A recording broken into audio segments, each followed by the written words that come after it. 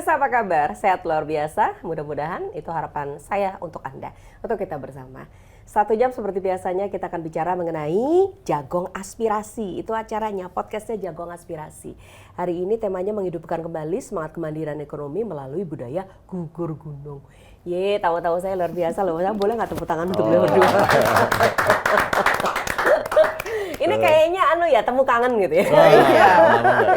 Di Jagong Aspirasi. Oke. Ada Ibu Ahid Nuryati, Sarjana Ekonomi dari Komisi A DPRD Daerah Istimewa Yogyakarta. Sehat Bu Ahid? Alhamdulillah sehat. Sehat selalu Semangat. ya, semangat luar biasa. Semua saudara ya Bu. Ya, ini busananya wow, ini juga karya anak bangsa kayaknya ya. Oh iya Ya pastilah. kan, ya? Ini Oke. UMKM-nya kita dong. Ya oke, baik. Jadi mensinergikan antara teman-teman UMKM dengan teman-teman Dewan supaya Ibu jadi modelnya gitu. Yang jelas bangun kemandirian ekonomi. Iya. Nanti Bu jelasin ya soal itu ya. Gimana kabar-kabar kita di DIY. Ya. Wah, ini Bapak ini luar biasa sibuk, tapi nggak apa-apa deh hari ini kesini. Makasih ya Pak. Siap. Pak Ahmad Ma'ruf, dosen Prodi Ilmu Ekonomi UMY. Siap. Sehat Pak? Alhamdulillah sehat. Luar biasa, sembah nuwun Pak rawuhipun di sesi Siap. ini. Ya, kita Atur tahu undangannya. pemirsa, gotong royong ini di daerah Istimewa Yogyakarta, budaya gotong royong bukan sekedar warisan sosial. Sepakat ya? Melainkan fondasi penggerak ekonomi real masyarakat dan salah satu bukti nyatanya keberhasilan transformasi budaya menjadi kekuatan ekonomi adalah lahirnya motif batik Geblek Renteng di Kulon Progo. Kulon Progo nih. Gitu. Gerakan ini membuktikan bahwa kemandirian ekonomi dapat dicapai ketika masyarakat dan pemerintah memiliki keberpihakan yang sama terhadap produk lokal. Ini kalimat narasi yang disiapkan sama teman-teman saya yang ada di Harjo kali ini, karena podcast ini persembahan Harjo bersama dengan DPRD Daerah Istimewa Yogyakarta. Tapi kita akan langsung tanya ke beliau-beliau ini. Benar nggak sih sebetulnya budaya gotong royong itu seperti yang diceritakan tadi? Komentar itu dulu ya. Oh iya. Oke, gimana Bu Ahid? Betul banget. Betul banget ya. Apalagi di tengah saat ini kondisi keuangan negara hari ini kita siaga 1 defisit ya. Mbak. Defisit, betul. Defisitnya sudah 135 135 triliun triliun. ya, baru Oke. 2 bulan. Ya. Ini menuntut Mbak Endah bagaimana kita sudah diberi warisan gotong royong oleh Ya. nenek moyang kita terdahulu. Kemudian kita implementasikan dalam kehidupan real sehari-hari. Di tengah-tengah juga Pak Presiden Ketapang, Ketahanan Pangan, KDMP. Manakala sudah terjadi gotong royong itu menjadi budayanya masyarakat Kulon Progo terutama. Karena saya ulang Kulon Progo. Tapi DIY pada umumnya, ini saya kira apapun yang dilakukan itu tidak terlalu sulit untuk bagaimana bisa mengatasi. Kalau sebelumnya tadi bicara soal kemampuan fiskal desa yang hari ini ada penebangan anggaran, ya kalau masyarakatnya sudah gotong royong itu dari dulu ya bagaimana kemudian uang yang sedikit misalkan untuk infrastruktur, untuk pemberdayaan berbasisnya gotong royong. Oke. Jadi memang alhamdulillah kita berada dalam sebuah lingkup yang budaya gotong royongnya luar biasa ya. Karena ini juga akan menjadi kemandirian ekonomi kita menjadi lebih baik karena Betul. sudah kulino gotong royong gitu kan. Oke. Kalau yang ngobrol soal ekonomi mah beliau memang Betul, jagonya. makanya Oke. ekonominya Tapi kesana. sebentar, masih ada Pak kalau teman-teman mahasiswa gitu gotong royong gimana Pak? Masih lah. Masih ya? Iya, toh. Saling minjemin uang, saling makan bareng. Jawabannya makjub banget. Di akhir Itu termasuk bulan. gotong royong Akhir ya? bulan ya kan. Termasuk gotong royong ya? Fakta bahwa gotong royong itu modal sosial. Oke, Modal ya. sosial yang tumbuh termasuk di Indonesia itu budaya timur sebenarnya paling kuat sebenarnya. Oke, Ya, pada hakikatnya manusia itu memiliki memang kecenderungan untuk bekerja sama, bukan sekedar untuk saling makan atau kompetisi, ya kan gitu. Nah, di Indonesia ini lahir, tumbuh dan terus terpelihara. Ya memang ada godaan-godaan di tengah kondisi sekarang itu kadang-kadang gotong royong juga dimanipulatif kan begitu ya. Kadang-kadang juga akhirnya disingkirkan oleh kepentingan-kepentingan. Nah, harusnya kita sadar bahwa ini modal sosial yang harusnya diuri-uri dan terus dikembangkan. Istilahnya ada governance-nya. Kan itu ya. Gotong royong harus pelihara. Baik, ya. Kalau kita bicara soal kemandirian ekonomi itu apa, mestinya ke Pak Ahmad Ma'ruf dulu ya. Ya. Yang dimaksud kemandirian ekonomi itu yang seperti apa Pak? Oke, jadi satu model ekonomi di mana yang orientasi pertama itu pelakunya itu untuk self help, menolong diri sendiri. Oke. Jadi tidak tergantung pada pihak lain. Bukan berarti kita anti pihak lain atau misalnya komunitas nih 5 orang, 10 orang bergotong royong menjadi kelompok bisnis misalnya ya, bukan berarti lalu karena dia menolong diri sendiri lalu pemerintah atau pemerintah daerah nggak ikut membackup, ya nggak gitu. Dia tetap terbuka untuk itu karena biar tumbuh. Tetapi semangat bahwa dia menolong diri sendiri, kemudian dia memanfaatkan potensi yang ada. Potensi itu ya orang, ya sumber daya alam, sumber daya teknologi gitu ya, yang kita gunakan. Sehingga tidak lagi apa-apa harus pihak lain, apa-apa harus beli dari pihak lain, atau gumunan dari produk lain. Jadi berawal dari mental sebenarnya. Gotong royong, kemandirian itu berawal dari sikap mental, cara pandang. Ya, berarti apa? Ini konteksnya Mbak Afid, ideologi sebenarnya. Bung Karno kuat sekali menegaskan bahwa gotong royong dalam berekonomi, ya, berpolitik, berbudaya itu memang harus terus dikembangkan, dan itu yang menjadi kekuatan. Ya. Tidak langsung sesuatu yang wah karena utang, sesuatu yang wah karena pihak lain mengintervensi, kan itu. Nah, pola partisipasi itu terbangun ketika gotong royong. Nah, kira-kira gitulah pondasi dasar. Tapi ini perlu perlu kemudian dikampanyekan lagi, di mana sekarang ini kadangkala orang itu kan sentris ya pada dirinya. Kadangkala sudah tidak mau gotong royong karena saya harus menang di antara koloni saya dan sebagainya. Seringkali kan sifatnya seperti itu. Tapi monggo lah ini kita kemudian ingatkan lagi masyarakat kita bahwa gotong royong ini sudah menjadi budaya kita dan ini baik untuk prinsip-prinsip kemandirian ekonomi. Nah, kalau kaitannya tadi dengan Bu Dewan kita ini yang kemudian ada di ini kan kita tadi geblek renteng gitu ya. Ibu bisa cerita ya disambungkan ke situ ya, apa yang kemudian Ibu mau sampaikan? Ya, saya kira begini ya, bukan saya sentimental kepemimpinan hari ini atau kemarin, tetapi menurut saya kemandirian ekonomi dan gotong royong itu dalam tata kelola pemerintahan, siapapun leadernya, siapapun pemimpinnya, seperti yang disampaikan Pak Ma'ruf dan juga Mbak Indah di awal, bahwa kalau kita komitmen gotong royong itu dari pemerintah sampai rakyatnya, itu saya kira akan sangat membantu dalam kerangka kemandirian ekonomi di tengah-tengah apapun kondisi suatu wilayah dan juga dinamika tata kelolanya. Seperti saya sampaikan tadi, hari ini ada penebangan anggaran yang sangat tinggi, yang sangat besar, masif di seluruh kalurahan di DIY 393 kalurahan gitu. Kalau kemudian masyarakatnya itu ideologinya gotong royong gitu, masih tetap dijaga konsisten sampai hari ini, Insya Allah baik-baik aja. Insya Allah gitu loh Mbak Indah. Karena apa? Karena mereka diciptakan kemandirian sendiri. Kayak dulu misalkan waktu kita di Kulon Progo, SK Bupati 296 2012. Masih apal Pak. Iya. Mitra. Lah Pak Hasto itu dilantik 28 Agustus 2011.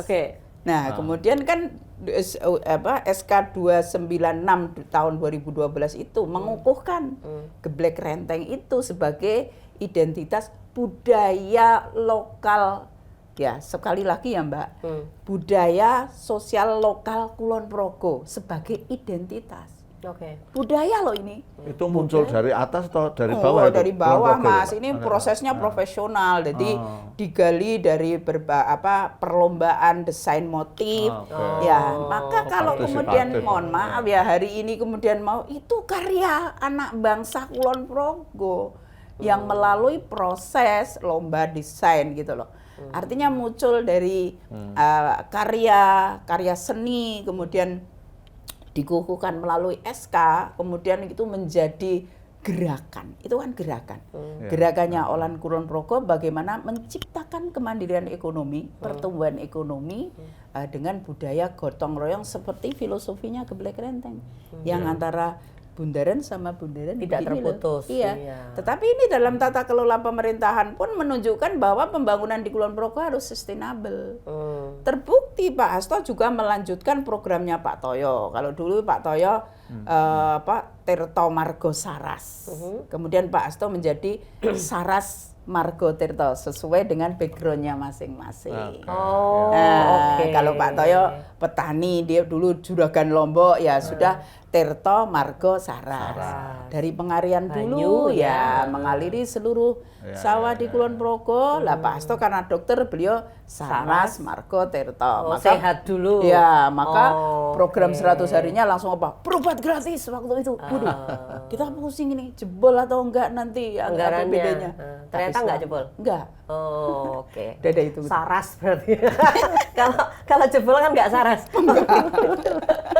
Ternyata begitu ya. Iya. Jadi ketika tadi Ibu saya minta untuk menjelaskan ini gimana sih Bu konteksnya sama ini? Oh ternyata itu. Jadi Iya. muncul dari karya anak bangsa. Jadi mereka itu pada karya mereka dan kemudian pemerintah mengambil itu menjadi sesuatu yang baik, dikaryakan untuk semua para pembatik jadi pada bikin, masyarakat juga pada bikin gitu ya. Betul, itu Kemandirian program ekonomi ya, muncul. kemandirian ekonomi itu Oke. meningkatkan perekonomian Kulon Progo. Bukan terutama. sekedar branding kan. Bukan, Oh iya. bukan. Oh Mbak, jadi kita kan itu bukan miskin. ini ya, bukan motifnya Pak Hasto ya? Bukan, ya kebetulan saja Pak Hasto itu 8, terus batik geblek renteng itu kayak angka 8. oke. Tapi itu filosofi yang sangat tinggi, Mbak. Oh jadi kita bahas itu ya?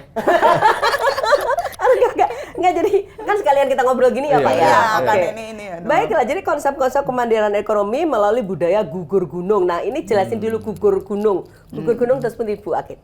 Gugur gunung itu kan juga sama seperti kita maknanya gotong royong, Mbak Endah. Hanya namanya saja gugur gunung. Jadi bersama-sama. Seperti kalau kita itu kalau sedang ada gugur gunung, semuanya pasti serentak bergerak bersama-sama untuk mengambil langkah bagaimana menyelamatkan, bagaimana mengamankan dan sebagainya, itu bersama-sama bergerak untuk melakukan sesuatu hal yang positif, terutama kalau dalam hal ini ya perekonomian, Mbak. Kalau yang kita bahas pada sore hari ini gitu. Ya.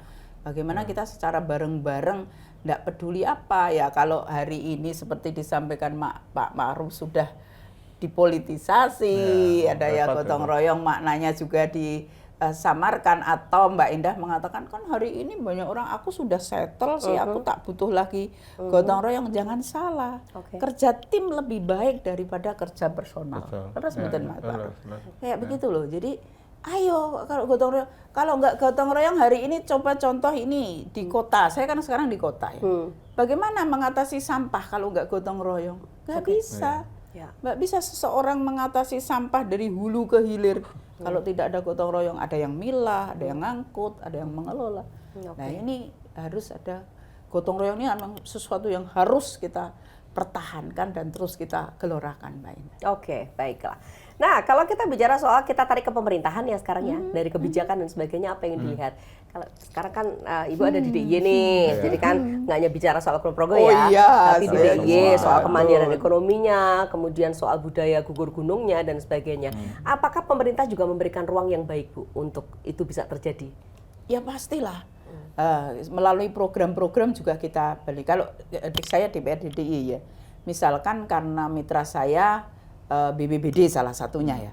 Tentu kita ada stimulan atau bantuan kepada FPRB atau jaga warga, kepada relawan tentang bagaimana mengatasi kebencanaan. Nah, logistik juga ada di situ. Nah, bagaimana kemudian si FPRB jaga warga ini memanfaatkan logistik yang kita beri stimulan itu dengan diberdayakan, apa nggak bisa? Bisa, Mbak Endah. Oke. Contoh misalkan itu ada chainsaw ya. Ya, chainsaw. Apakah kemudian kalau hari ini tidak dalam kerangka, mohon maaf, tidak dalam posisi kebencanaan, tapi tidak dalam kerangka apa itu untuk mengatasi kebencanaan dalam ekonomi, misalkan kemudian ada tetangga yang membutuhkan pemotongan pohon tetapi untuk bikin toko atau kios. Oke. Nah, ini kan bisa dikembangkan tanpa melanggar aturan. Kalau kemudian keuangannya dari hasil itu bisa untuk pemberdayaan, why not? Ini dari sisi yang Jadi jangan kaku-kaku lah ya iya, gitu. maksud saya ini Oke. dari sisi yang orang, loh bencana kok kayak begitu gitu loh. Dari sisi yang amat rumit, tentu kalau pemberdayaan dari sektor ekonomi yang lainnya sangat fleksibel banget, bingit gitu loh. Saya dari sisi yang paling orang mengatakan nggak bisa ini, nggak bisa diberdayakan dari situ. Siapa bilang, tinggal entrepreneurship kita itu seperti Jalan apa. atau enggak gitu. Iya, gotong royongnya. Selain menolong, kalau kemudian ini ada sesuatu yang diperoleh dari relawan itu atau apa dan dikembangkan untuk ini kan mandiri. Oke. Tidak kemudian relawan itu selalu jaga ke bantuan atau apa, tapi bisa untuk bisa Oke, dikelola. karena itu makanya ini kebijakan ini atau prinsip kebijakan ini kemandirian ekonomi itu harus jadi prioritas ya. Jadi bukan hanya menjagakan dari dana bantuan dari luar. Iya, Mbak Indah. Oke. Lah saat ini tadi kan Mbak Indah sama Pak Lurah. Pak Lurah yang pusing penebangan anggaran TKD-nya Ya. dari 1,6 menjadi 3,7 dan 373. sebagainya. Iya. Nah, kalau KDMP itu jalan meskipun sudah ada panduan ya, Ya, tentang ya, unit unit usahanya itu kan usaha, sudah ya. ditentukan gitu loh. Tetapi kalau kemudian misalkan juga program yang lain MBG lah misalnya. Kalau kemudian kemandirian itu sudah dan gotong royong itu merasuki jiwa-jiwa seluruh orang Ya. di DIY dan juga di Kulon Progo, tentu ini tidak usah harus diperintah dong. MBG atau SPPG itu pasti akan memanfaatkan kemandirian ekonomi, mengambil lokal. bayamnya dari tetangganya, Oh, oke. ikan lelenya dari situ, Oke. guramehnya dari situ, Oh, iya, ayam baik. potong, ayam telur. Ini kan sirkulasi keuangan kemudian berputar, Mbak Indah, meskipun Oke, pusing. jadi nggak usah dari tujuh mana-mana keliling. ya dari situ aja. Ya iyalah, itu yang harus yang ingin kita capai kan ke situ, Mbak. Oke, jadi semua bisa merasakan adanya SPPG itu. Iya, ya. meskipun petani kecil cuma tukang bayam, oh iya bayamnya disetor ke situ dan genis loh ini. Oke. Baiklah. Menarik ini. Nanti kita pengen tanya seberapa besar efektivitas gerakan ekonomi berbasis komunitas dalam menekan angka kemiskinan dan ketergantungan daerah. Biar Pak Maruf yang jawab itu. Iya, kalau itu Oke. urusannya Pak Maruf.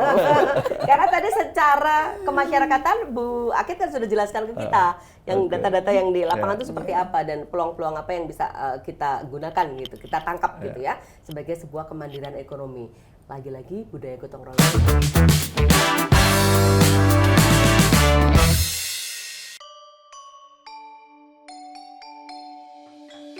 Yogyakarta selalu tumbuh bersama masyarakatnya. Di tingkat kelurahan dan kelurahan, pelayanan publik, pemberdayaan, dan pendampingan sosial berlangsung setiap hari.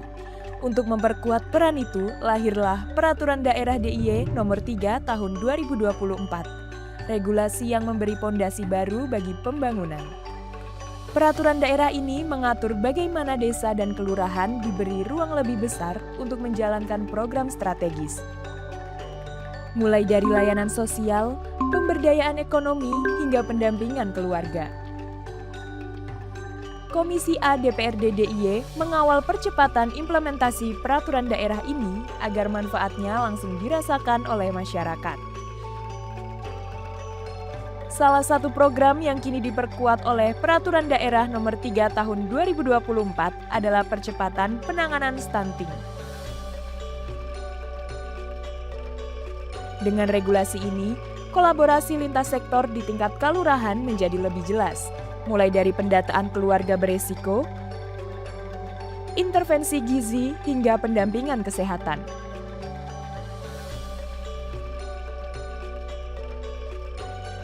Saya Eko Suwanto, Ketua Komisi A DPRD DIY dari fraksi PDI Perjuangan.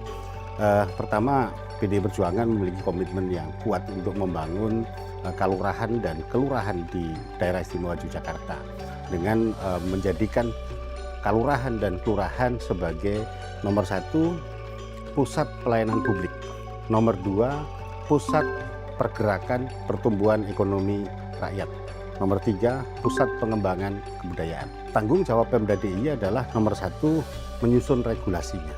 Dan alhamdulillah sudah terbit 2 perda. Yang pertama adalah Perda 3 2024 tentang pemajuan pembangunan dan pemberdayaan masyarakat kalurahan dan kelurahan. Yang kedua Perda E1 2024 tentang kelembagaan di DIY. Nah, alhamdulillah 2 perda ini sudah selesai tahun 2024 dan tahun ini kita sudah mulai develop. Maka melalui perda ini kita akan terus lakukan dalam konsepsi 5 hal. Yang pertama adalah dukungan regulasi, Yang kedua adalah dukungan kebijakan pembangunan yang berbasis pada pembangunan desa dan kelurahan. Yang kedua adalah dukungan penganggaran. Penganggaran ini contohnya ya, tahun ini di tahun 2025 dan kita akan teruskan di tahun 2026 besok, setiap kalurahan dan kelurahan akan mendapatkan 100 juta rupiah untuk 4 kabupaten kota, Bantul, Kulon Progo, Sleman, dan Gunung Kidul. Itu akan digunakan untuk reformasi kalurahan. Di dalamnya ada penyelesaian masalah stunting. Nah, khusus di Kota Yogyakarta, 45 kelurahan ini masing-masing akan dapat 100 juta rupiah untuk penanganan penyelesaian masalah stunting. Maka total anggaran yang sudah disepakati atas perjuangan kita semua di tahun anggaran 2026 adalah 43,8 miliar untuk reformasi kalurahan dan penyelesaian masalah stunting. Maka harapan kita Pemda Kabupaten Kota segera memperbaiki atau menyempurnakan perda perangkat daerah di masing-masing kabupaten kota, perda kelembagaan masing-masing kabupaten kota untuk memperkuat desa dan kelurahan. Misalnya di kota, harapan kita segera disusun perubahan perda perangkat daerah agar setiap kelurahan itu punya seksi urusan keistimewaan, sehingga nanti akses dana terhadap oleh masyarakat itu semakin dekat. Ngusulnya nggak usah jauh-jauh sampai provinsi, cukup ketemu dengan lurah sudah beres ke depan. Nah, DPRD memberikan dukungan politik atas itu. Nah, yang terakhir yang penting untuk dipikirkan bersama adalah monef, pembinaan dan perlindungan bagi masyarakat termasuk bagi perangkat. Nah, harapan kita rakyatnya sejahtera, didukung oleh aparatur yang juga sejahtera. Jadi ketika diberikan tambahan beban, tambahan tanggung jawab, aparaturnya juga harus kita sejahterakan. Saya kira itu beberapa hal yang penting dan semua kembali berpulang kepada tujuan Undang-Undang Keistimewaan DIY untuk mewujudkan ketentraman dan juga kesejahteraan bagi masyarakat di DIY selain mewujudkan Bhinneka Tunggal Ika, pemerintahan yang baik dan yang lain-lain. Terima kasih. Assalamualaikum warahmatullahi wabarakatuh. Merdeka. Komisi A menegaskan bahwa perda ini memastikan program tidak hanya administratif, tetapi benar-benar menyentuh kebutuhan keluarga di lapangan. Berdasarkan data terakhir, Yogyakarta terus menunjukkan penurunan angka stunting.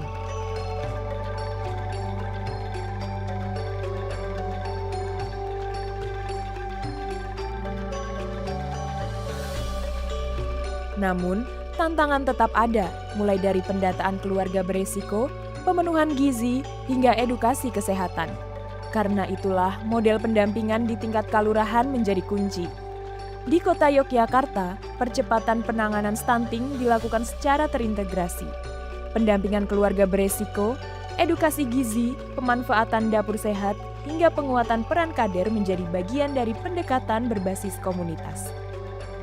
Program-program ini kini diperkuat oleh Payung Hukum Peraturan Daerah Nomor 3 Tahun 2024. Terima kasih.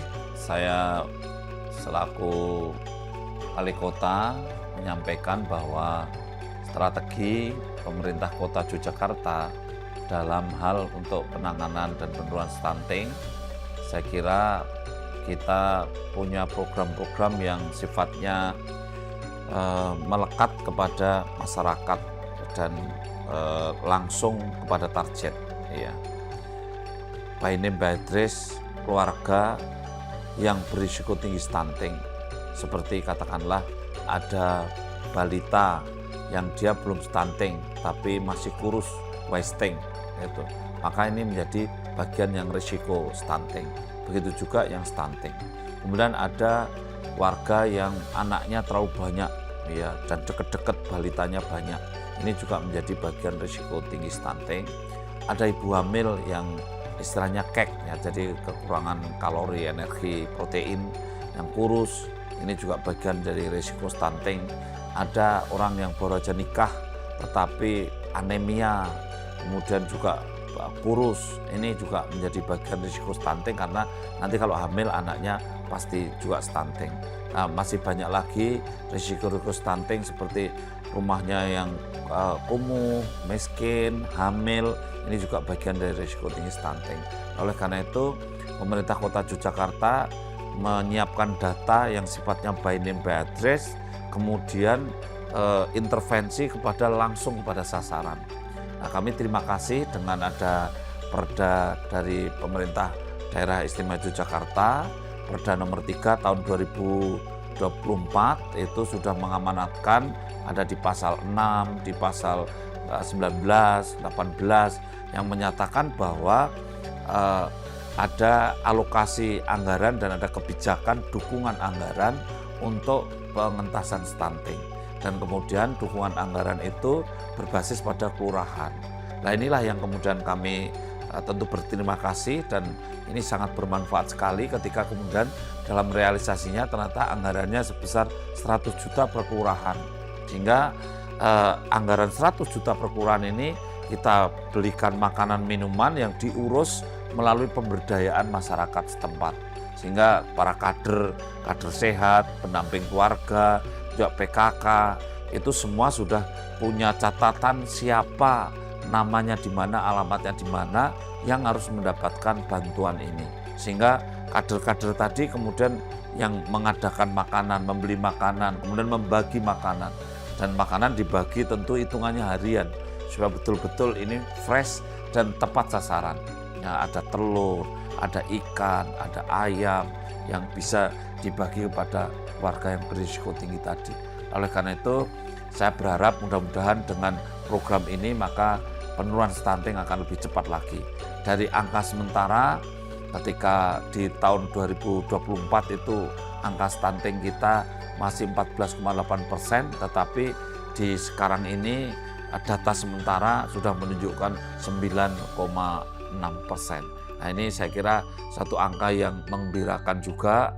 Mudah-mudahan kita bisa terus mengawal untuk penurunan stunting melalui program bantuan kelurahan dari dana istimewa yang menjadi bagian keputusan komitmen dari teman-teman legislatif yang ada di Provinsi Daerah Istimewa Yogyakarta. Sekali lagi kami mengucapkan terima kasih atas dukungan alokasi anggaran dan kepedulian pemerintah di daerah Istimewa Yogyakarta. Matur nuwun. Assalamualaikum warahmatullahi wabarakatuh. Dengan kolaborasi antara pemerintah, masyarakat, dan kelembagaan di tingkat kelurahan, percepatan penanganan stunting semakin terarah. Peraturan Daerah DIY Nomor 3 Tahun 2024 memberikan kepastian langkah agar setiap intervensi tepat sasaran, efektif, dan berkelanjutan.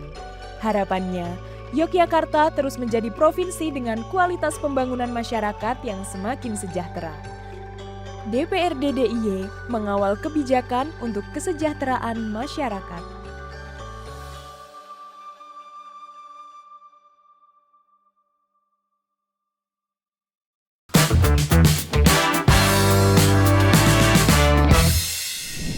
Ya, pemirsa, Jagong Aspirasi masih bersama dengan kita. Saya Indah Adina bersama dengan Bu Ahid dan juga Pak Amar Ma'ruf, akademisi. Beliau ini adalah anggota Komisi A DPRD Daerah Istimewa Yogyakarta. Bu, makasih loh punya acara Jagong Aspirasi seperti ini. Oh iya. Jadi kita kan bisa mengerti gitu ya. Apa sih yang menjadi aspirasi masyarakat, kan kadang-kadang nggak hanya akademisi juga yang ngeramu bersama anggota dewan, tapi juga langsung masyarakatnya gitu.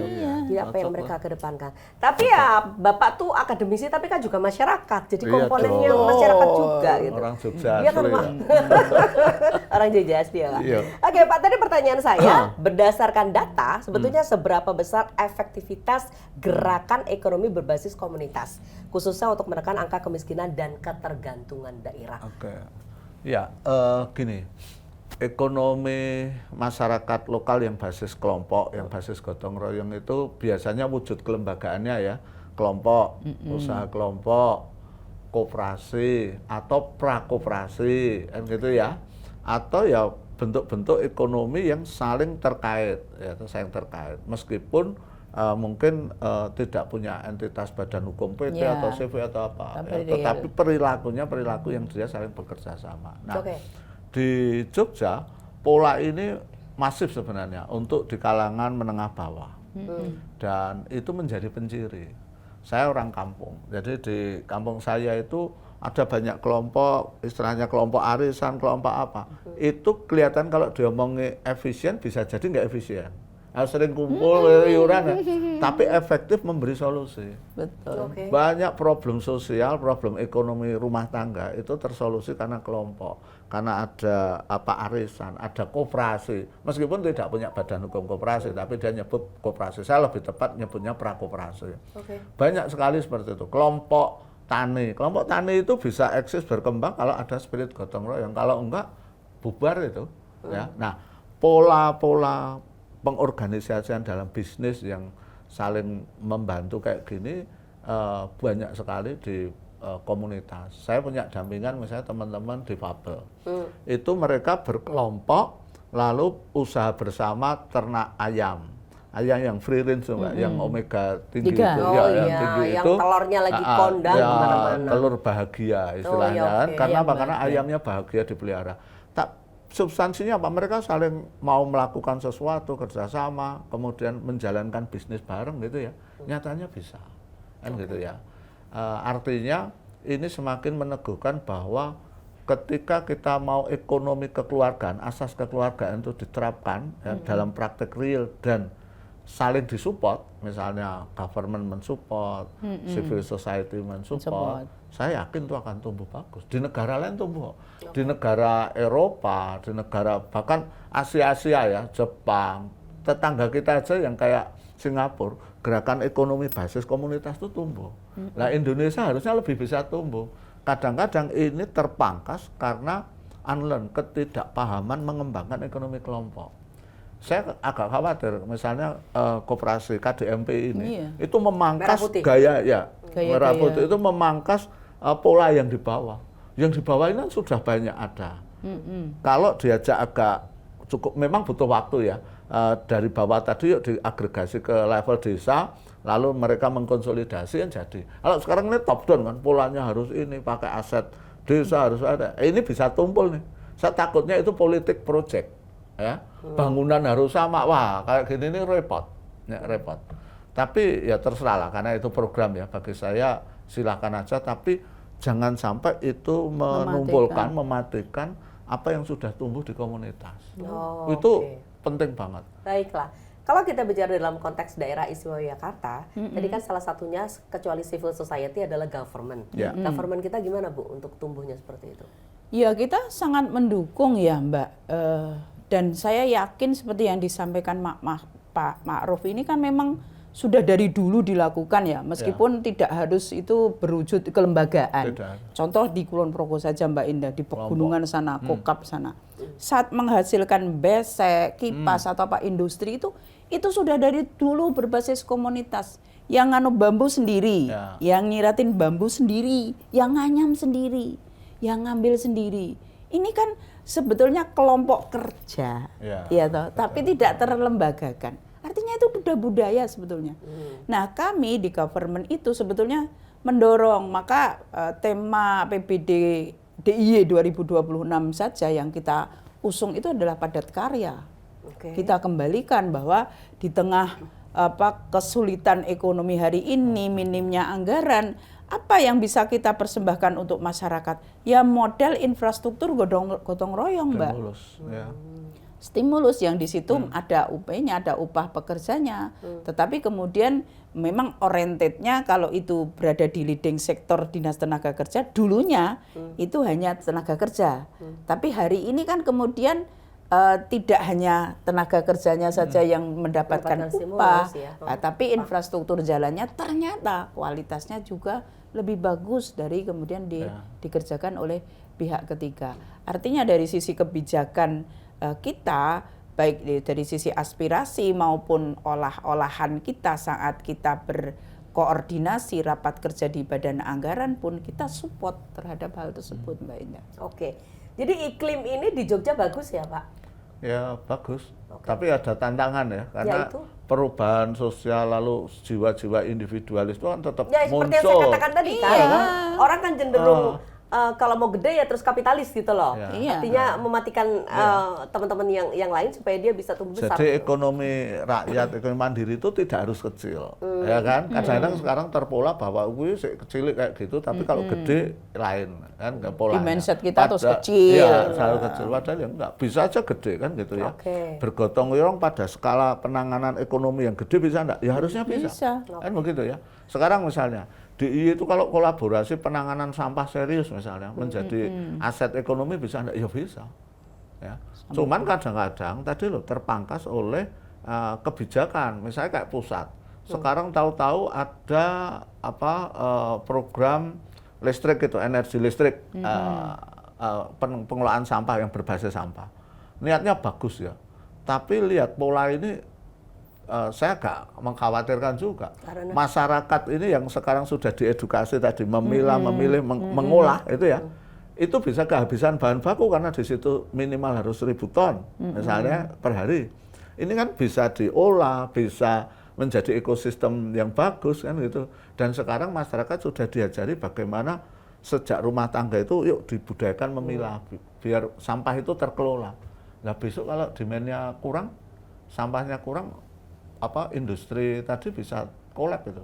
Nah, ini kan harus dihitung. Itu contoh aja. Tapi nggak boleh berpikir ya nyampah lagi gitu ya, nggak boleh ya? Ini mau ambil sampah mana lagi nih. Tapi demand-nya gede. Kalau nggak 1.000 ton mati perusahaannya. Gimana kamu? Ayo, dilema. Iya. Karena ada kuota yang harus diolah itu sekian ton. Iya, kapasitasnya gitu loh Mbak Indah. Oke, baiklah. Jadi kadang-kala apa yang sudah dilakukan ini bertolak belakang dengan adanya kebijakan-kebijakan baru yang mungkin ini tidak. Kebijakan saya tambahkan ya, kebijakan mandatory spending kayak KDMP itu kan juga kita bikin dikduk juga Mbak Indah. Karena ada salah satu kriteria usaha misalkan warung sembako. Lah bagaimana dengan warung-warung sembako yang sudah berdiri di seputaran kelurahan, mau dikemanakan kan juga ini padahal warung sembako sebelah kita itu praktik gotong royong real ya Mas Ma'ruf. Saya punya telur 3 ini di rumah, saya bawa ke warung, saya tukar mie, saya tukar apa. Ini sudah dari dulu budaya masyarakat yang harusnya kita jaga, kita kelola. Tahu kalau kemudian korporat besar mengalahkan ya sudah, maka semua stakeholder harusnya sadar akan pentingnya budaya gotong royong ini untuk menumbuhkan kemandirian ekonomi. Oke, baik.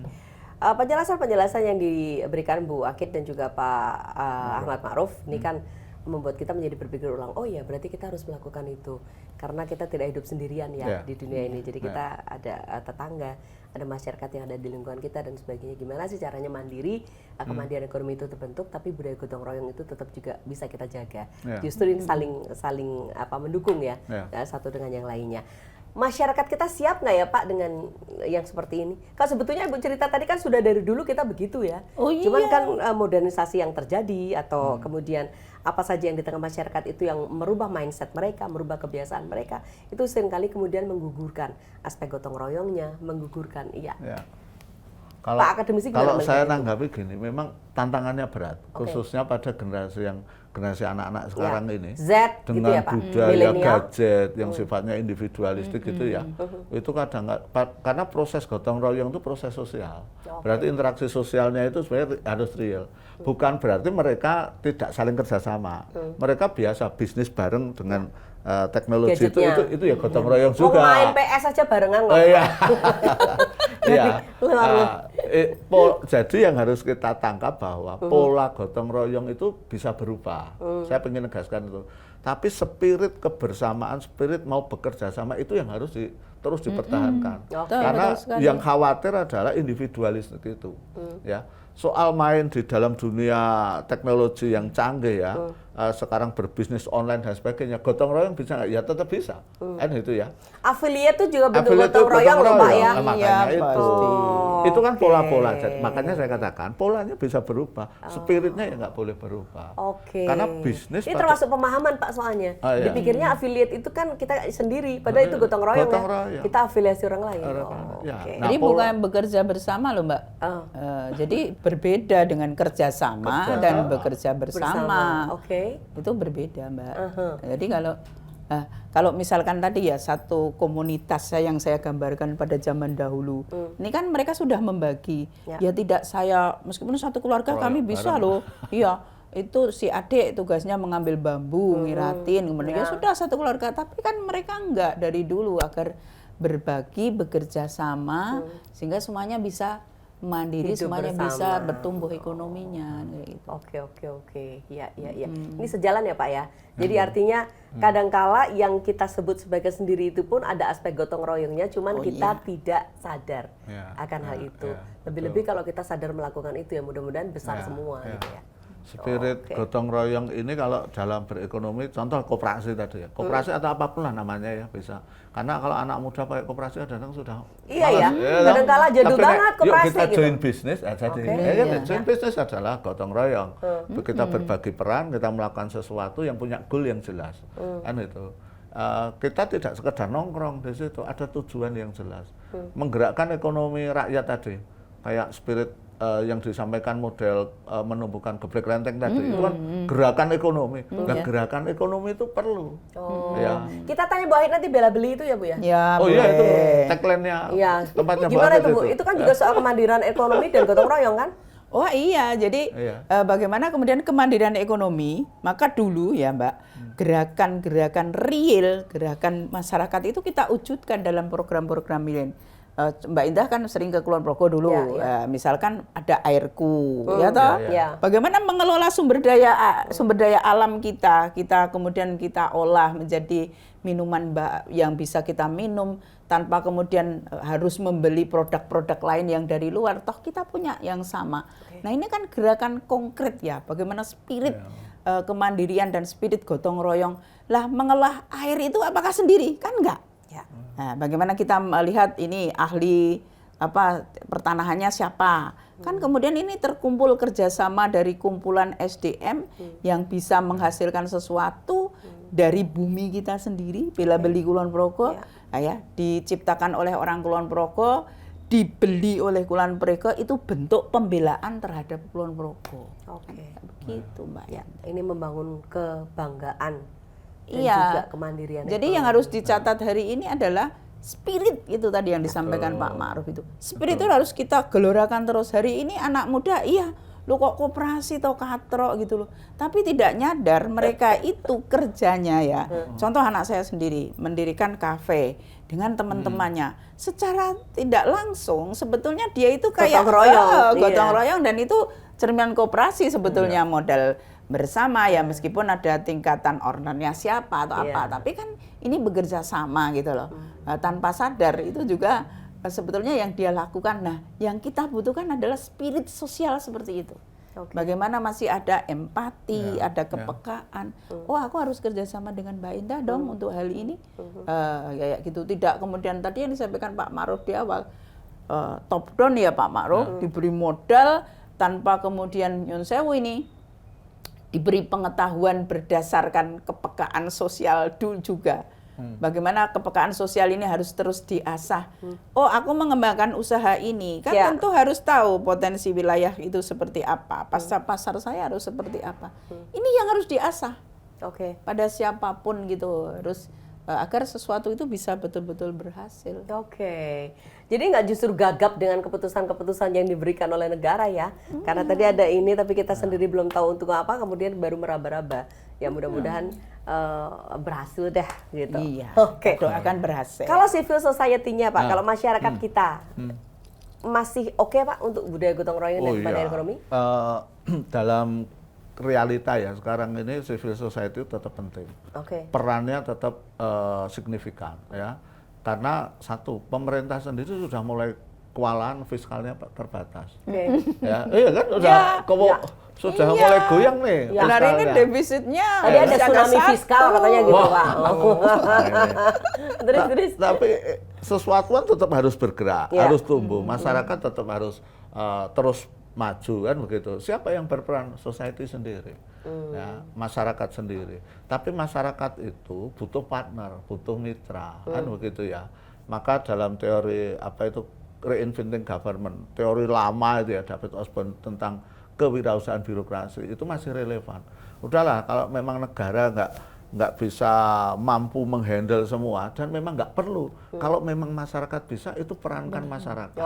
Tidak semua harus negara. Tidak harus semua negara. Tetapi peran itu disupport, arahnya diarahkan. Jadi kayak kapal itu jelas arahnya mau kemana itu jelas itu ya. Jadi bukan memikir sendiri-sendiri, rakyat butuh diarahkan kan begitu. Nah, disitulah peran civil society, peran negara dan masyarakat sendiri itu harus sering ketemu ngobrol gitu. Sehingga kalau pendekatan apa-apa dari atas nggak ketemu nanti. Gagap. Percaya saya. Sekarang itu KDMP contoh, lurahnya mesti gagap kok. Oh ya apa, makhluk apa, saya harus melakukan ini karena kalau enggak anggarannya dipotong kan ya. gitu kan, dipotong 40% yang itu enggak cair misalnya. Loh itu kan membentuk koperasi karena keterpaksaan ini enggak akan jadi. Ya, di negara lain kalau mau kelompok berkoperasi itu harus bikin prakoperasi dulu, pengkondisian dulu. Lama kalau ada yang 6 bulan, setahun tidak apa-apa, setahun baru berproses, oh klik loh, ini loh yang dibangun. Jangan langsung, oh 7 kegiatan. Kalau memang hanya satu kegiatan ekonomi yang bagus, ya silakan. Di Klaten ya, satu kegiatan ekonomi pariwisata yang bagus, menumbuhkan ekonomi yang bagus. Kan gitu. Tidak harus 7, tidak harus 8 misalnya. Kayak gitu-gitulah. Baiklah. Ya. Karena satu tempat dengan tempat yang lain atau masyarakat satu dengan yang lain ini berbeda-beda. Oke, ya. Satu sesi lagi nanti kita bicara. Kita break dulu sebentar. Kita saksikan jeda berikut ini. Tentu di Jagong.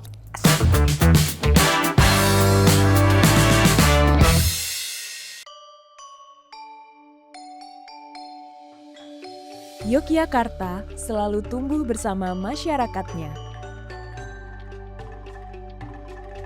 Di tingkat kelurahan dan kelurahan, pelayanan publik, pemberdayaan, dan pendampingan sosial berlangsung setiap hari. Untuk memperkuat peran itu, lahirlah Peraturan Daerah DIY Nomor 3 Tahun 2024, regulasi yang memberi pondasi baru bagi pembangunan. Peraturan daerah ini mengatur bagaimana desa dan kelurahan diberi ruang lebih besar untuk menjalankan program strategis. Mulai dari layanan sosial, pemberdayaan ekonomi, hingga pendampingan keluarga. Komisi A DPRD DIY mengawal percepatan implementasi peraturan daerah ini agar manfaatnya langsung dirasakan oleh masyarakat.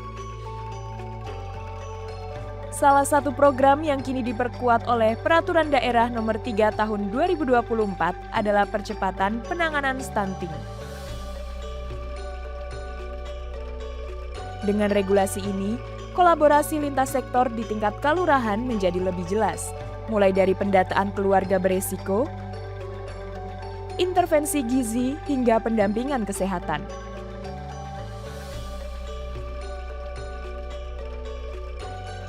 Saya Eko Suwanto, Ketua Komisi A DPRD DIY dari fraksi PDI Perjuangan. Pertama, PDI Perjuangan memiliki komitmen yang kuat untuk membangun kalurahan dan kelurahan di daerah istimewa Yogyakarta dengan menjadikan kalurahan dan kelurahan sebagai nomor 1 pusat pelayanan publik, nomor 2 pusat pergerakan pertumbuhan ekonomi rakyat, nomor 3 pusat pengembangan kebudayaan. Tanggung jawab Pemda DIY adalah nomor 1 menyusun regulasinya. Dan alhamdulillah sudah terbit 2 perda. Yang pertama adalah Perda 3 2024 tentang pemajuan pembangunan dan pemberdayaan masyarakat kalurahan dan kelurahan. Yang kedua Perda E1 2024 tentang kelembagaan di DIY. Nah, alhamdulillah 2 perda ini sudah selesai tahun 2024 dan tahun ini kita sudah mulai develop.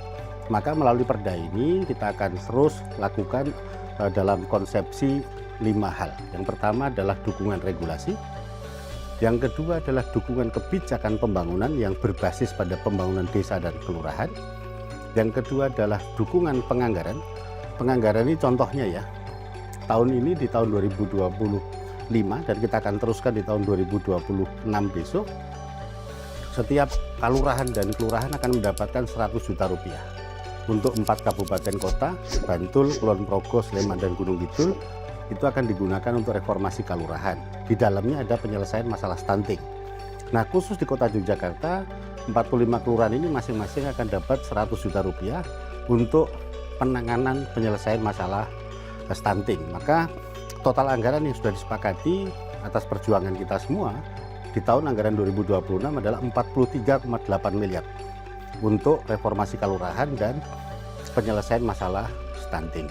Maka harapan kita Pemda Kabupaten Kota segera memperbaiki atau menyempurnakan perda perangkat daerah di masing-masing kabupaten kota, perda kelembagaan masing-masing kabupaten kota, untuk memperkuat desa dan kelurahan.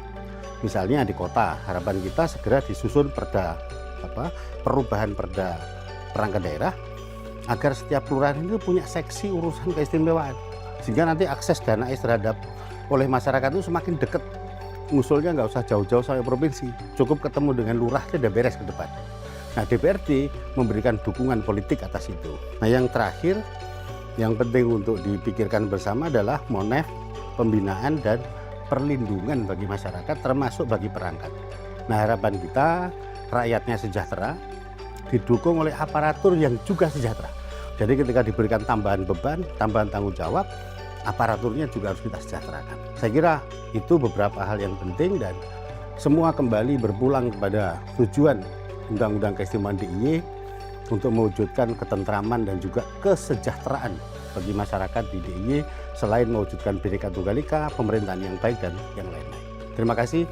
Assalamualaikum warahmatullahi wabarakatuh. Merdeka.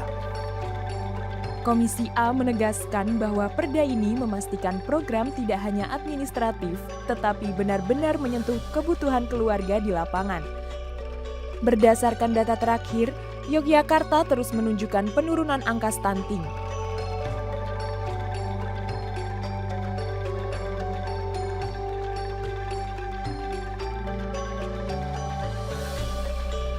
Namun, tantangan tetap ada, mulai dari pendataan keluarga beresiko, pemenuhan gizi, hingga edukasi kesehatan. Karena itulah model pendampingan di tingkat kalurahan menjadi kunci. Di kota Yogyakarta, percepatan penanganan stunting dilakukan secara terintegrasi. Pendampingan keluarga beresiko, edukasi gizi, pemanfaatan dapur sehat, hingga penguatan peran kader menjadi bagian dari pendekatan berbasis komunitas.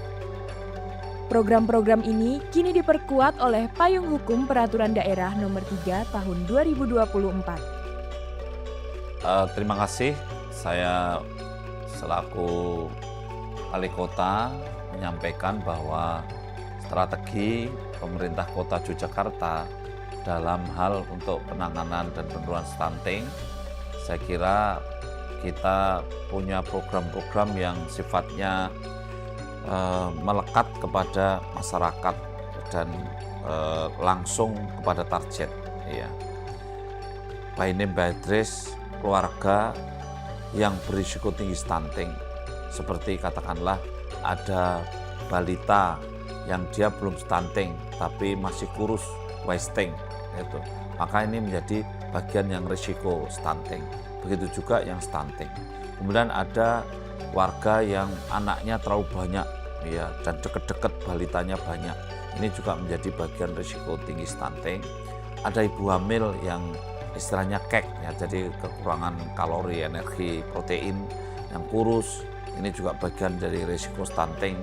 Ada orang yang baru aja nikah tetapi anemia, kemudian juga kurus. Ini juga menjadi bagian risiko stunting karena nanti kalau hamil anaknya pasti juga stunting.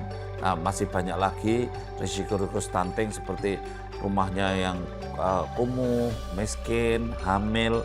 Ini juga bagian dari risiko tinggi stunting. Oleh karena itu, pemerintah Kota Yogyakarta menyiapkan data yang sifatnya by name by address, kemudian intervensi langsung kepada sasaran. Nah, kami terima kasih dengan ada perda dari pemerintah Daerah Istimewa Yogyakarta, Perda Nomor 3 Tahun 2024 itu sudah mengamanatkan ada di pasal 6, di pasal 19, 18 yang menyatakan bahwa ada alokasi anggaran dan ada kebijakan dukungan anggaran untuk pengentasan stunting. Dan kemudian dukungan anggaran itu berbasis pada kelurahan. Nah, inilah yang kemudian kami tentu berterima kasih dan ini sangat bermanfaat sekali ketika kemudian dalam realisasinya ternyata anggarannya sebesar 100 juta per kelurahan. Sehingga anggaran 100 juta per kelurahan ini kita belikan makanan minuman yang diurus melalui pemberdayaan masyarakat setempat. Sehingga para kader sehat, pendamping keluarga, juga PKK, itu semua sudah punya catatan siapa namanya di mana, alamatnya di mana yang harus mendapatkan bantuan ini. Sehingga kader-kader tadi kemudian yang mengadakan makanan, membeli makanan, kemudian membagi makanan. Dan makanan dibagi tentu hitungannya harian, supaya betul-betul ini fresh dan tepat sasaran. Ya, ada telur, ada ikan, ada ayam yang bisa dibagi kepada warga yang berisiko tinggi tadi. Oleh karena itu, saya berharap mudah-mudahan dengan program ini maka penurunan stunting akan lebih cepat lagi. Dari angka sementara ketika di tahun 2024 itu angka stunting kita masih 14,8%, tetapi di sekarang ini data sementara sudah menunjukkan 9,6%.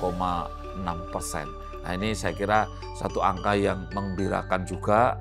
Mudah-mudahan kita bisa terus mengawal untuk penurunan stunting melalui program bantuan kelurahan dari dana istimewa yang menjadi bagian keputusan komitmen dari teman-teman legislatif yang ada di Provinsi Daerah Istimewa Yogyakarta. Sekali lagi kami mengucapkan terima kasih atas dukungan alokasi anggaran dan kepedulian pemerintah di Daerah Istimewa Yogyakarta. Matur nuwun.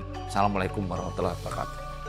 Dengan kolaborasi antara pemerintah, masyarakat, dan kelembagaan di tingkat kelurahan, percepatan penanganan stunting semakin terarah. Peraturan Daerah DIY Nomor 3 Tahun 2024 memberikan kepastian langkah agar setiap intervensi tepat sasaran, efektif, dan berkelanjutan. Harapannya, Yogyakarta terus menjadi provinsi dengan kualitas pembangunan masyarakat yang semakin sejahtera. DPRD DIY mengawal kebijakan untuk kesejahteraan masyarakat.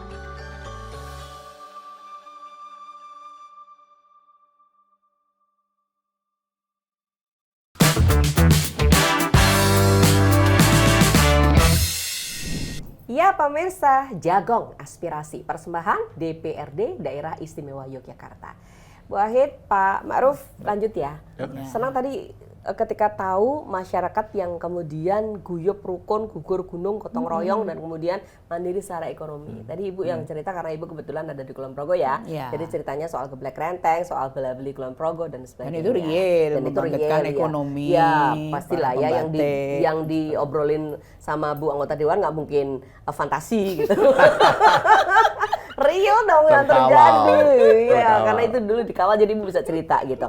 Nah, kalau kita tanya soal seberapa besar dampak yang Ibu rasakan di lapangan ketika masyarakat itu mulai bangga dan membeli produk lokal mereka sendiri ya Bu, seperti batik hasil tani hingga produk olahan ikan. Di sana kan oke Bu ya waktu itu ya. Ini seperti apa yang bisa Ibu sampaikan ke kita? Iya begini Mbak, dulu saya intermezzo dulu ya. Dulu itu saat kemudian Pak Hasto punya geblek renteng, kemudian ada gerakan, kemudian juga ada himbauan untuk kita memakai.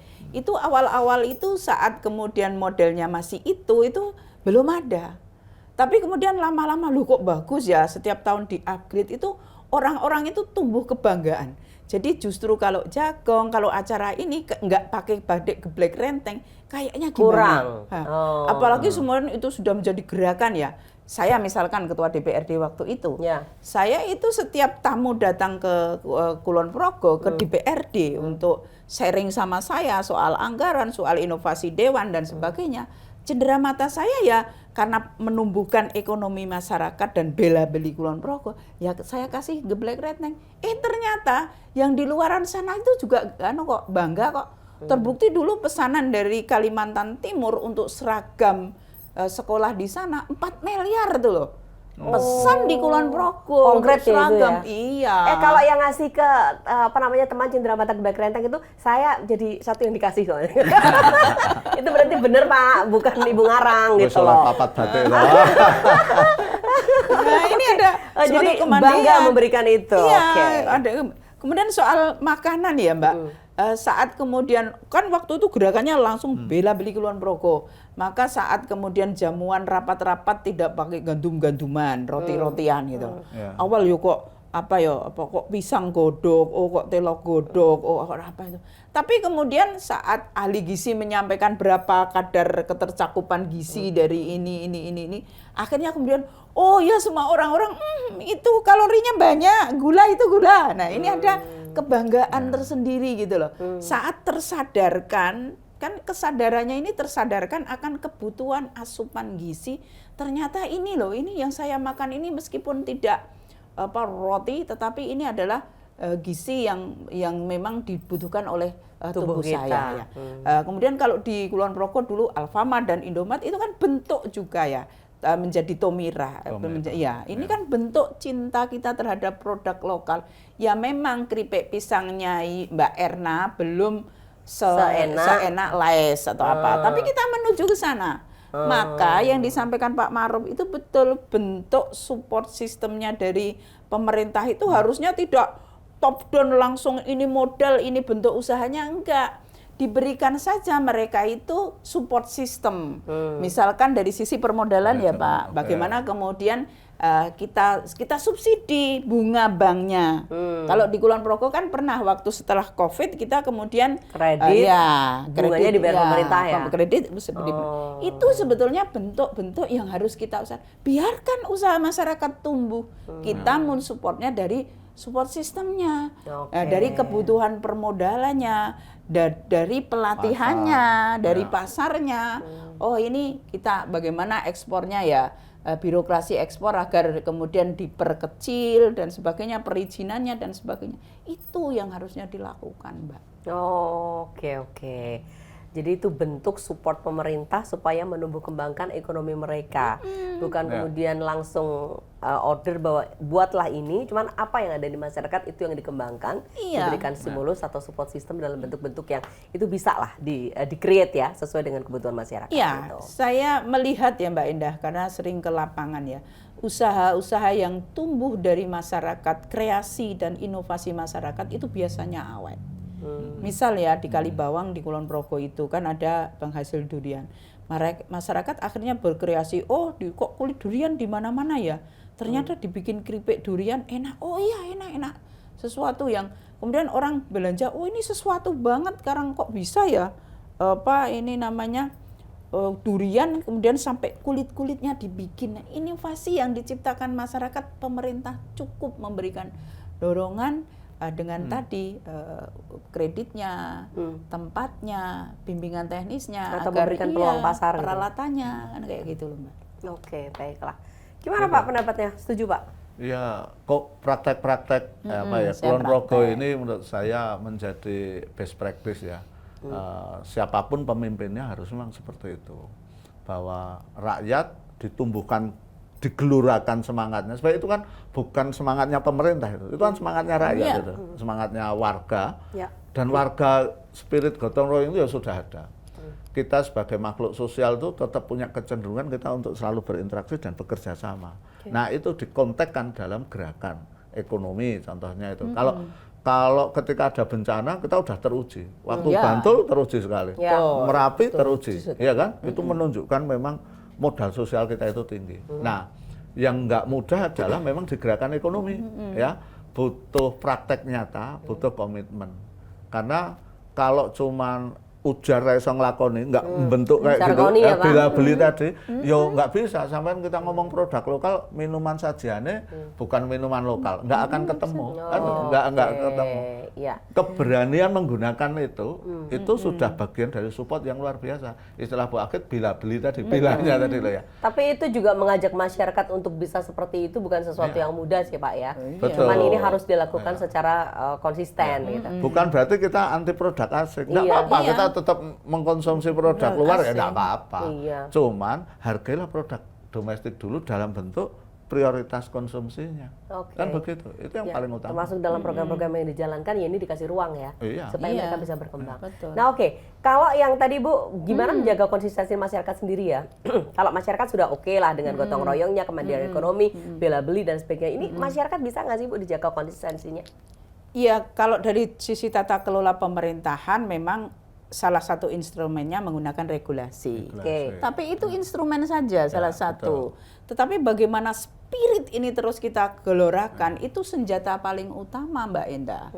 Bagaimana dari awal kita bincang selalu saya sampaikan bagaimana itu menjadi ideologi. Kalau sesuatu ideologi itu tidak usah kemudian regulasi atau apa. Misalkan Muncul sendiri. Iya. Ideologi tadi soal Pak Ma'ruf menyampaikan soal kebencanaan sudah teruji. Ya itu ideologi dari nenek moyang dulu, kita itu punya teplo seliro, gotong royong.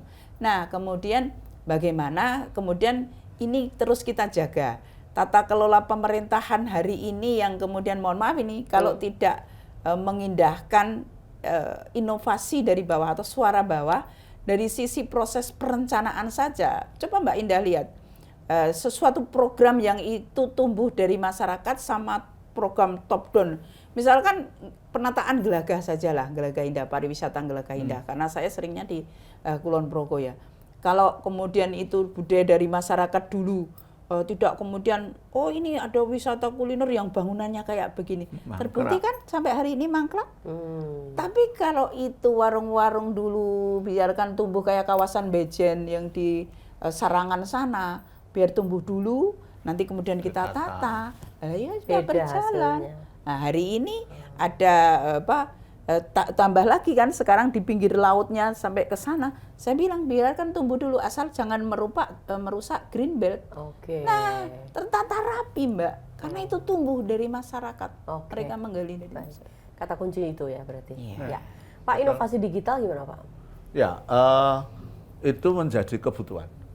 Jadi jiwa-jiwa gotong royong ya, contoh modal sosial digital misalnya crowdfunding. Lalu kita lihat beberapa aplikasi yang kita sebutlah, misalnya Kita Bisa, misalnya bagaimana kita menolong seseorang dengan kita menampilkan deskripsi, kemudian objektivitas dan tanggung jawab dana yang terkumpul untuk siapa, itu ternyata dalam hitungan jam keluar masuk, lalu dia terdonasi, terbantu. Kan gitu. Sekarang ada TikTok, tahu-tahu orang pada saweran, ya. Loh itu spirit loh. Orang ngapain mengasih saweran kalau nggak ada sesuatunya toh? Nah, proses digital itu tetap ada. Nah, yang penting jiwanya tadi. Membutuhkan satu pendekatan yang sesuai dengan konteksnya sekarang. Sekarang apa-apa memang harus digital. Ya proses bisnis ya harus digital tanpa harus meninggalkan spirit kebersamaannya. Maka ketika di DIY itu kan program ada Sibakul.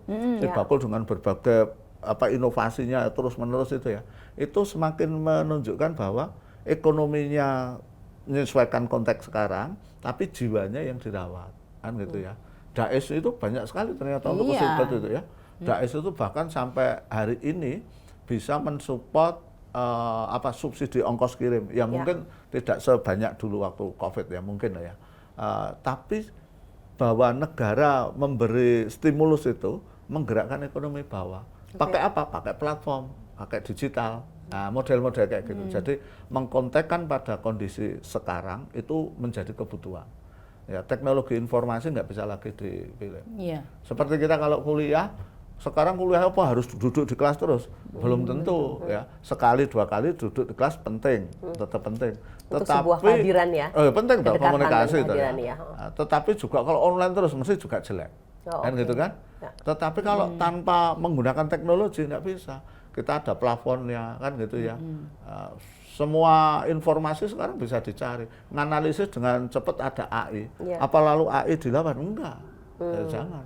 Kecuali anak kecil ya. Anak kecil kok, anak SD, anak SMP kok apa-apa ngerjakan tugas pakai AI. Saya kira itu juga jelek. Karena membunuh. Jadi akalnya imitasi beneran kan? Jangan sampai lah ya. Itu. Tetapi dalam mengerjakan proses kerja pakai teknologi itu penting, termasuk dalam berekonomi. Kira-kira itu. Baiklah. Ya, Bu Agit, kalau ditanya soal lalu apa nih pemerintah daerah Istimewa Yogyakarta kaitannya dengan kemandirian ekonomi dan gotong royong, di sisi mana yang harus segera dilakukan? Iya, kalau melihat general hari ini di DIY ya, karena sesuai dengan komisi saya bidang pemerintahan, yang harus segera dilakukan oleh pemerintah DIY adalah hari ini mensikapi terhadap ya ada tsunami anggaran, kemudian kalau hari ini, saat ini terutama di tengah cuaca hari ini, karena ini masih darurat kebencanaan, tentu dari sisi bagaimana kita mengatasi, memitigasi bencana, itu juga harus segera dilaksanakan konsolidasi Mbak Endah. konsolidasi semuanya, bagaimana mengatasi kondisi hari ini, kalau kita kaitkan dengan bicara kita hari ini, dengan spirit gotong royong dan kemandirian tadi. Jadi tidak bisa masyarakat itu kemudian kita paksa dengan regulasi. Regulasi itu menurut saya kalau dari sisi kemandirian ekonomi dan gotong royong, masyarakat itu harus dibanggakan dulu, harus merasa bangga. Saya kembali ini meskipun bicaranya DIY, saya kembali ke Kulon Progo ya Mbak Endah. Saat perbubnya Pak Hasto keluar soal penggunaan geblek renteng, masyarakat itu bangga dulu. Sehingga saat kemudian hari Kamis, ASN hari Kamis pakai geblek renteng, SD pakai geblek renteng merah, kemudian SMP biru tua, SMA biru muda, itu mereka bangga. Nah, maka diciptakanlah dulu spirit, diciptakanlah dulu gerakan sosial cinta terhadap produk kita itu digerakkan dulu. Kemudian instrumennya apa? Ya tadi regulasi. Sama hari ini seluruh kelurahan itu diberi gerakan dulu, gerakan untuk bagaimana ulet di tengah pemangkasan anggaran harusnya 1,6 menjadi 3,7. Ya bagaimana memberikan insentif kepada guru PAUD hari ini. Gotong royong, why not? Kenapa tidak kalau memang itu harus dilakukan? Oke, saya kemarin jenguk anak yang 5 tahun leukemia Mbak, di Sukorno. Saya sampaikan sama Pak Lurah Sukorno, Pak Olan, ayolah gerakan gotong royong. Tapi masyarakat suruh bantu terus susah. Digilir Pak, berapa pedukuhan? 12 pedukuhan. Oke, Jumat berkah hari ini di pedukuhan 1. Nah, Jumat besok di pedukuhan 2. Sehingga saat 12 minggu baru kembali. Nah, sehingga anak yang setiap 1 minggu harus di Sarjito untuk cuci darah, itu ongkosnya bisa disupport oleh 1 pedukuhan. Ini bentuk-bentuk kerjasama yang harus kita gelorakan, harus kita tanamkan kepada masyarakat di tengah kondisi seperti apapun, tata kelola, kemampuan fiskal dan sebagainya, masyarakat itu ulet dengan ideologi yang di sini namanya gotong royong sama kemandirian ekonomi. Gitu loh. Baiklah. Sudah terbaca? Apa yang disampaikan Pak? Ya, ini kalau kayak gini bupatinya cocok gitu. Iya kan? Iya kan? Artinya kan begini, bahwa spirit itu oke, kita sepakat. Nggak ada yang orang nggak sepakat gotong royong itu sesuatu yang buruk. Semua sepakat, ya kan? Lalu memandirikan ekonomi semua sepakat. Nggak ada yang nggak. Pertanyaannya siapa yang menggerakkan? Itu kan butuh yang namanya leadership. Ya. Kalau cara pandang kepemimpinan, entah itu level nasional, provinsi, kabupaten, bahkan lurah, bahkan kampung, tokoh itu kan leadership. Leadership atau local leader yang bisa menggerakkan, terbukti bisa jalan gotong royong tumbuhan itu ya. Ini tidak harus beratribusi jabatan ya, tetapi leader, local leader, kan gitu ya. Kemudian pada level government juga begitu ya. Lurah yang bisa menggerakkan, terselesaikan banyak solusi warga nangani bagaimana parit kerjasama di pedesaan itu masih jalan, itu efisien, dari efektif lah ya.